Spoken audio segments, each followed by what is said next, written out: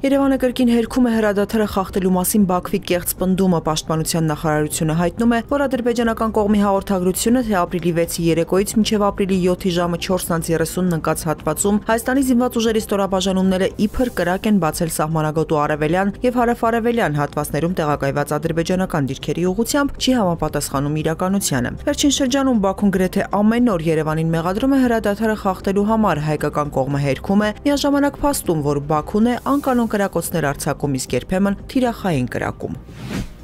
Մեծ Բրիտանիայի արտաքին գործերի նախարարությունը թագավորության քաղաքացիներին խորհուրդ է տալիս զերծ մնալ Ադրբեջանի հարավ-արևմտյան Հայաստանին սահմանակից շրջաններ այցելելուց։ Ադրբեջան այցելելու մասին գերատեսչությունը վերջին թարմացումն արել է ապրիլի 4-ին։ Նշվում է, որ հարավ-արևմտյան շրջանները 2020 եւ 23 թվականներին հակամարտությունից տուժած տարածքներ են։ Խոսքը գրավյալ Արցախի շրջանների մասին է։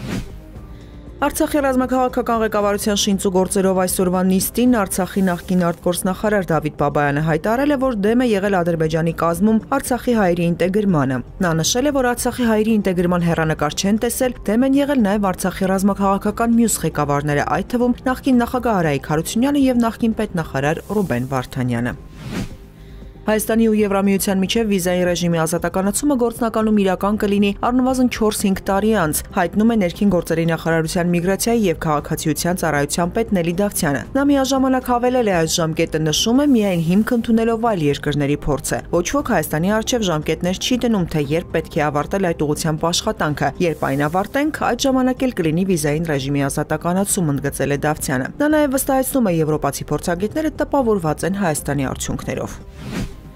Թեհրանը Միացյալ Նահանգների հետ միջուկային ծրագրի շուրջ անուղղակի բանակցություններ սկսելու դեպքում որպես հնարավոր միջնորդ դիտարկում է Օմանը, հայտնել է արտգործնախարարության պաշտոնական ներկայացուցիչ Իսմայիլ Բաղային։ Նա միաժամանակ հավելել է, որ Թեհրանը Վաշինգտոնից իր նամակին որևէ պաշտոնական պատասխան չի ստացել։ Մեր միջուկային ծրագրի հարցում իրական բարդություն չկա, մյուս կողմի մտահոգությունները կապված են ծրագրի խաղաղ բնույթի հաստատման հետ։ Մի բան, ինչում մենք լիովին վստահեցնում ենք, ասել է իրանցի պաշտոնյան։ Իրանի արտգործնախարար Աբբաս Արաղչին էլ ավելի վաղ հայտարարել էր, որ ներկայում Վաշինգտոնի հետ բանակցություններ չեն ընթանում, բայց Թեհրանը բաց է միջնորդավորված երկխոսության համար։